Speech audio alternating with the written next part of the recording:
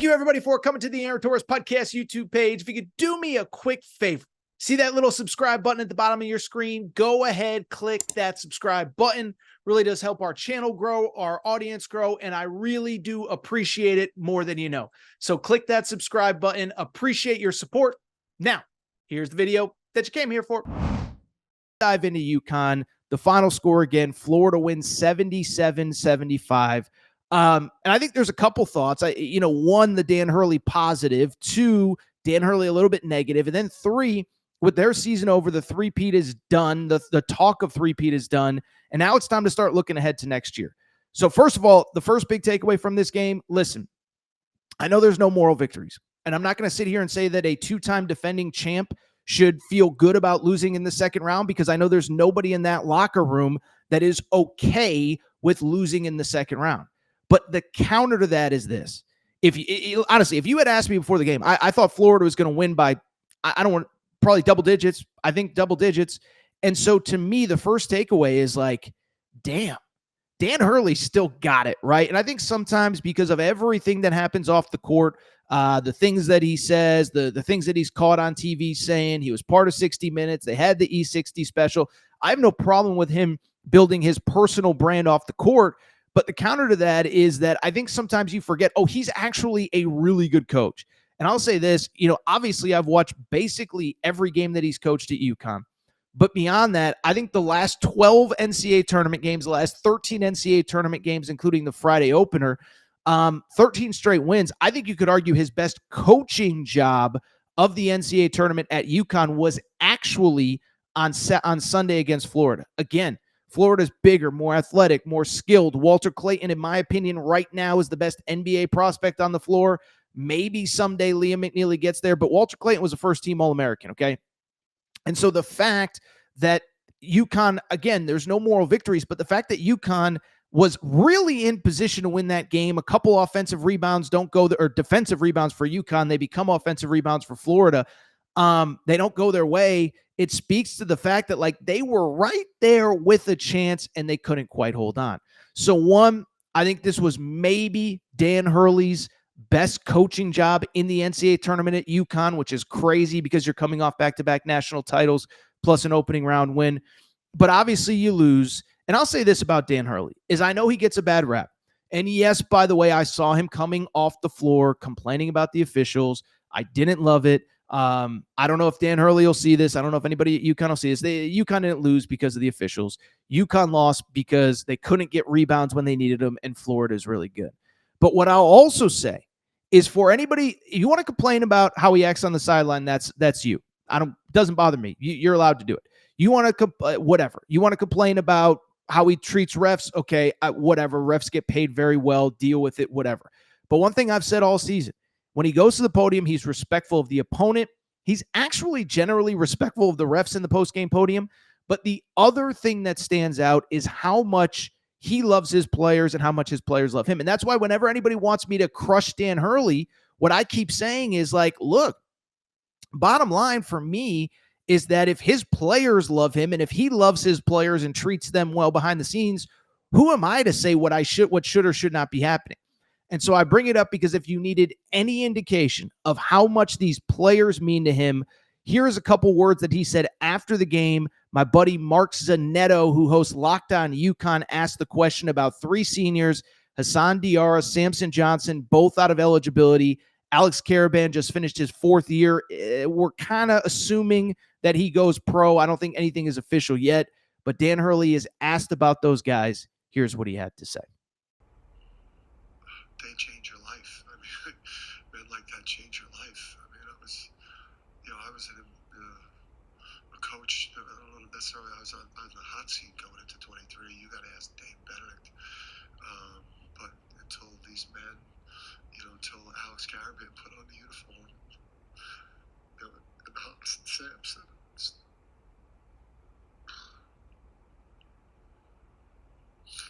the players change your life when you have such special people. So that was an emotional Dan Hurley talking about UConn's loss and talking about the seniors and the impact that they had. By the way, for people who are not split screening us, Michigan State has just beaten New Mexico to advance to the Sweet 16. One spot left. We'll wait for a final score in Arizona, Oregon. But listen, Dan Hurley showing the emotions. But let's also say this, is that it is now the offseason at UConn. And listen, I can't sit here and say this is the most important offseason at UConn for Dan Hurley. Year one was pretty important when they were coming off back-to-back losing seasons. He had an offseason where they were going into the Big East. And by the way, he had an offseason, like he said, after back-to-back tournament losses for him, in which, you know, again, he said, I don't know if I was on the hot seat. You have to ask my AD, Dave Benedict. But I think there was some real pressure on him going into that 2022-2023 season. So I can't say this is the biggest offseason ever. But what I will tell you is, I think for the first time last offseason, things did not really go as planned at UConn. I think they missed on a few one portal guy specifically. I hate to say it. Maybe the development didn't go along as much as they expected. And they have to have some relatively wholesale changes going into next year. First off, in terms of who they're losing, we talked about it. Samson Johnson, Hassan Diarra, two seniors, part of these national championship teams. UConn fans love him. UConn fans are going to miss him. If you listen to this show, we had Hassan Diarra on basically every week last year. I love Hassan. He's a warrior, playing basically on one knee this year. He had major knee issues all season, played through it. Those two are gone. Alex Caravan, as I said, we will wait to see what ends up happening with him. And Liam McNeely, you know, listen, disappointing end to his career. I know he finished with 17, 18 points, but he really struggled in those two NCAA tournament games. Most of his points came late, unfortunately, when it wasn't enough. But he's projected to go pro. And so now you have an offseason where you were the two-time defending champion. You dominated the NCAA tournament. Never forget, this is a program that not only won back-to-back national titles, they won back-to-back national titles, winning every single game by double figures, okay? And so I thought the Florida game was in some ways a metaphor for this season. Is at times you showed that killer instinct that has made UConn. You beat Marquette twice in the regular season. You beat Creighton at Creighton. You beat Gonzaga, Baylor, Texas in the out-of-conference. But then you had these weird games. You're trailing DePaul at halftime. You need to overtime to beat Butler, and it just never got going. And so for me, I'll just be curious what this team decides to do. We talked about the players that are definitely leaving. I think there's probably a couple more that are on the way out as well. Aiden Mahaney, I mentioned transfer, just never really feels like he fit. Nobody knows for sure, but I have like 5 people close enough to the situation that are like, yeah, he's not going to be back. So I would assume he goes. Probably just not the right level for him at UConn, although he did play pretty well down the stretch. You know, Ahmad Noel, a freshman coming off the bench, I think the expectation is that he probably transfers. And then we'll see from there if there's another one. You know, there's 3 guys that are in the sophomore class. 2 of them didn't really play this year. Jaden Ross, Yusuf Singare. I would assume one of the 2, if not both, end up leaving. And then Jalen Stewart, I think, becomes the X factor in does he come back? Because he's the one player that I think if he comes back, he could really make that leap into like all Big East kind of guy. He's shown flashes his first 2 years, but he's got to take the next step. The good news is, I'll say this for UConn fans. I was talking to somebody at UConn. I don't think they're as far off as you think. Let's assume Jalen Stewart comes back. Remember, you have a 4-man recruiting class coming in, 3 McDonald's All-Americans. Now, I don't think, you know, Braylon Mullins is probably the headlining name, committed to UConn over Indiana and North Carolina. I don't think any of them are like, forget Cooper. Like I think they're going to be good freshmen. Braylon Mullins is probably the closest to being a very, very, very good freshman for them. But the 4 freshmen come in with Furphy, who's the overseas kid, 3 McDonald's All-Americans, and I think you got to get something out of some of those guys. But I do think the pieces are sort of there otherwise. Terrace Reed, transfer from Michigan last year, was phenomenal down the stretch. I think he has all Big East potential. He was really good in the last couple games of the season, dominated at Providence late in the year, had a great game against Oklahoma in the opening round in the NCAA tournament. And so you have him coming back. Solo Ball made a big leap this year. Doesn't feel like he's quite NBA ready. I think he's coming back.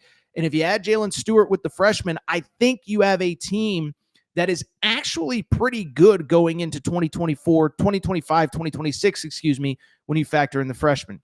Now, with UConn, you're still going to have to hit the portal. I think the one big thing that UConn is going to need, they need to find a playmaking guard. Listen, this year, again, we love Hassan Diarra, but probably more of a sixth man energy guy. He was the Big East sixth man of the year a year ago. I think it was tough to put a 35-minute workload on his plate, and Aiden Mahaney just wasn't ready.